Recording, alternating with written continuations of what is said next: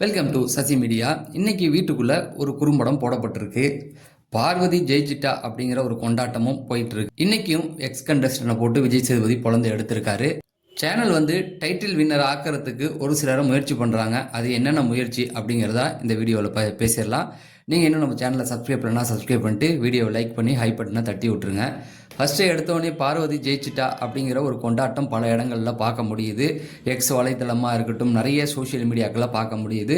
ஒன்றுமே இல்லை, சாண்ட்ராவுடைய எவிக்ஷன், அவங்க வெளியேறினது எல்லாருக்குமே கொண்டாட்டமாக தான் இருக்குது. அவங்கெல்லாம் போன வாரமே அதை அனுப்பியிருந்திருக்கலாம் அப்படிங்கிற மாதிரி நிறைய பேர் பேசிக்கிட்டு இருந்தாங்க. மிட் வீக்கில் அவங்கள அனுப்புவாங்க, இப்போ கேஷ் பாக்ஸை எடுத்துகிட்டு போயிடணும் அப்படிங்கிற மாதிரி நிறைய விஷயங்கள் போயிட்டு இருந்தது. ஏதோ ஒரு விதத்தில் சாண்ட்ரா போனது அவங்க எல்லாருக்கும் ஒரு திருப்தியை கொடுத்துருக்கு அப்படிங்கிறத பார்க்கப்படுது. என்னை பொறுத்த வரைக்கும் சாண்ட்ரா அவர்கள் எப்பயோ போக வேண்டியவங்க தான். சரி, இப்போயாவது எடுத்தாங்களே அப்படின்னு நம்ம சந்தோஷப்பட்டுக்கலாம். அடுத்து எடுத்தோடனே இன்றைக்கி வீட்டுக்குள்ளே ஒரு குறும்படம் போடப்பட்டிருக்கு. அந்த குறும்படம் என்ன அப்படின்னா எக்ஸ் கண்டஸ்டண்ட்டுக்கு தான் போடப்பட்டிருக்கு.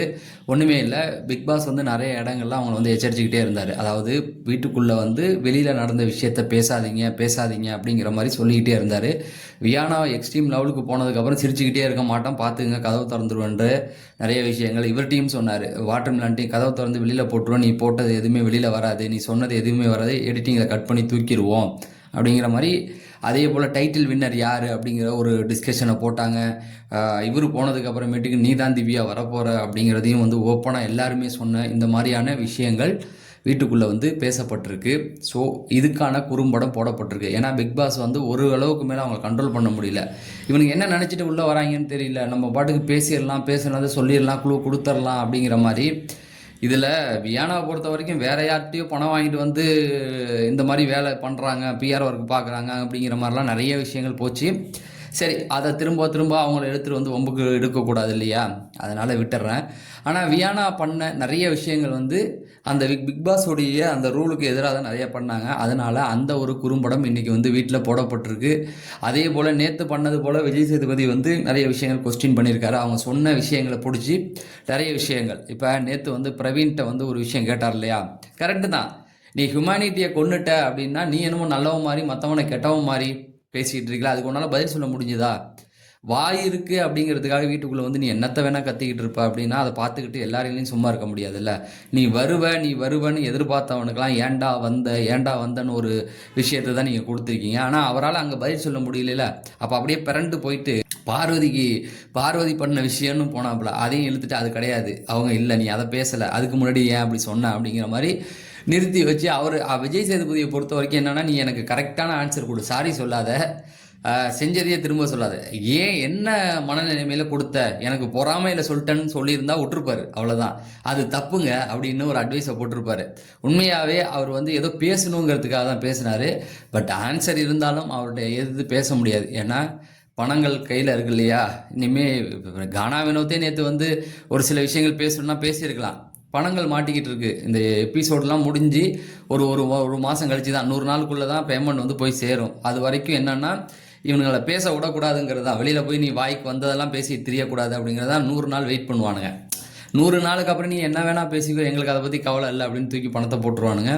ஸோ அதனால் அந்த மாதிரியான ஒரு டிஸ்கஷன் போயிருக்குது. அது ஒரு கரெக்டு தான் நான் பார்க்குறேன். ஏன்னா வீட்டுக்குள்ளே எல்லாருக்கும் எல்லாத்துக்கும் அப்பட்டமாக தெரிஞ்சுன்னா இந்த வாரம் அவனுங்க என்ன பண்ணிட்டு இருப்பானுங்க, ஒரு இன்ட்ரெஸ்ட் இருக்குமா, அதான் அவங்கன்னு ஆயிடுச்சு.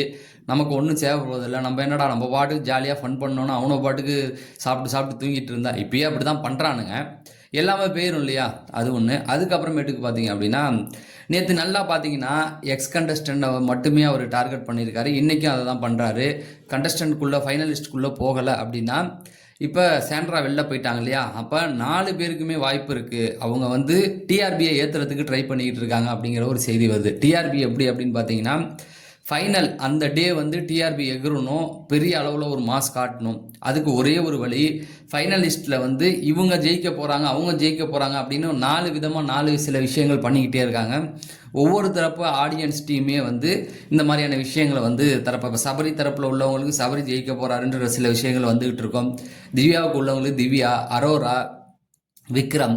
இப்போ நீங்கள் நல்லா பார்த்தீங்கன்னா இது வரைக்கும் சபரியும் திவ்யாவும் தான் ஜெயிக்க போகிறாங்க அப்படிங்கிற மாதிரியான சில விஷயங்கள், வின்னர் ரன்னராக வரப்போகிறாங்க அப்படிங்கிற ஒன்று போயிட்டு இருக்கு ஓட்டிங்கில்.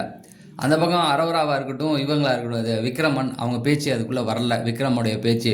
இப்போ இன்றைக்கி விக்ரமனை காப்பாற்ற ட்ரை பண்ணுறாரு பார்த்தீங்களா நேற்று. அரோராவுக்கு சப்போர்ட்டாக இன்னைக்கு பேசியிருக்காரு. எப்படி வந்து அவங்க சிரிச்சதை நீங்கள் சொல்லுவீங்க, அவங்க அந்த மாதிரி பிளான் போடலை, நீங்களாம் தப்பாக புரிஞ்சுட்டு ஏன் ஒருத்தவங்க லைஃப்பை இது பண்ணுறீங்க அப்படின்னு அரோராவுக்கும் முட்டு கொடுக்குறாரு. இப்போ இந்த எபிசோடு பார்க்குற நமக்கு என்ன, விக்ரமுக்கும் அரோராவுக்கும் முட்டு கொடுக்குறாருன்னு தோணுதா இல்லையா? அப்போ நீங்கள் என்ன நினைப்பீங்க? ஒருவேளை ஃபைனலுக்கு அவங்க 2 பேரும் தூக்கிட்டு போகிறாங்களோன்ற ஒரு எண்ணம் வருதா? இது வந்து ஒரு பிளான் தான். அப்படின்னா ஏற்கனவே சபரிக்கும் திவ்யாவுக்கும் ஒரு பிளேஸ் ரெடியாக இருக்குது. இப்போ அடுத்த 2 பேரையும் வந்து புஷ் பண்ணுற மாதிரி நம்மகிட்ட காமிச்சிக்கிட்டு இருக்காங்க. அவங்களுக்கு முட்டு கொடுக்குறாங்க கடைசி வீக்கில். அப்படி முட்டு கொடுக்கும்போது நமக்கு ஒரு எண்ணம் தோணும் இல்லையா? அவங்கள ஃபாலோ பண்ணுறவங்களுக்கு ஒரு எண்ணம் வரும் இல்லையா? இவங்க தாண்டா ஜெயிக்க போகிறாங்க, அதான் என் விஜய் சேதுபதியே ஏதோ குழு கொடுத்துட்டாரே அப்படின்ற ஒரு எண்ணம் வரும். அப்போ ஃபைனலுக்கு ஒரு ஆர்வம் வரும் இல்லையா? அதுதான் டிஆர்பியை ஏற்றுறதுக்காக, டிஆர்பி நம்மளுடைய ஆர்வத்தை தூண்டி விடுறதுக்காக இந்த வேலைகள் இந்த வாரம் ஃபுல்லாகவே அப்படி தான் போகும் மக்களே.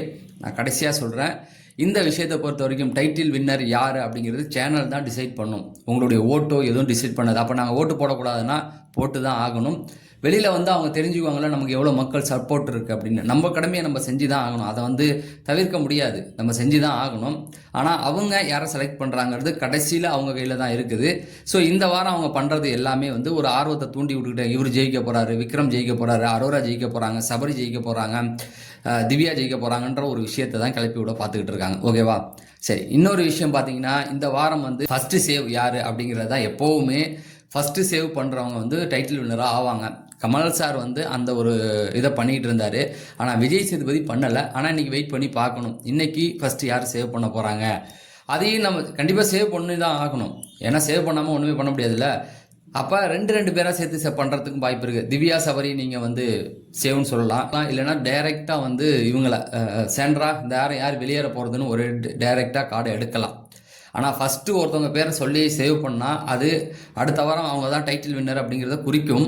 அதை பண்ணுவாரா அப்படிங்கிறத பொறுத்து இருந்து தான் பார்க்கணும். எனக்கு என்னமோ அதை பண்ண மாட்டார் அப்படிங்கிற மாதிரி. ஏன்னா கமல் சாராக இருந்தால் பண்ணியிருக்காரு.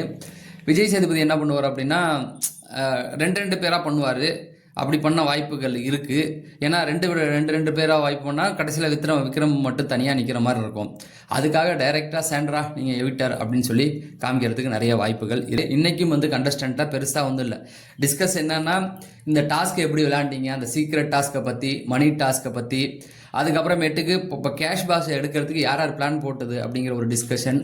அதில் இவர் மண்டையை கழுவுல, அரோரா நல்லா தான் யார் மண்டையும் கழுவுல, அவங்க சிரிச்சதை வச்சு நீங்கள் ஒரு ரியாக்ட் பண்ண, அதுதான் நேற்று ஓப்பனிங்லேயே சொல்லிட்டார்ல, அதுதான் இன்றைக்கி வரப்போகுது. அப்புறமேட்டுக்கு வியானா ரொம்ப பழக்கல ஒரு சில விஷயங்கள் அவங்கள்ட்ட வந்து சொல்லியிருக்காரு. அதாவது நான் வந்து பயாஸ்டே இல்லை அப்படின்னு அவரே நேற்று திணறி நின்றதை பார்க்க முடிஞ்சது. என்னை பொறுத்த வரைக்கும் ஏதோ ஒரு இடத்துல வந்து விக்ரம் அரோராவுக்கு வந்து அவர் சப்போர்ட் பண்ணிட்டு தான் இருந்தார்.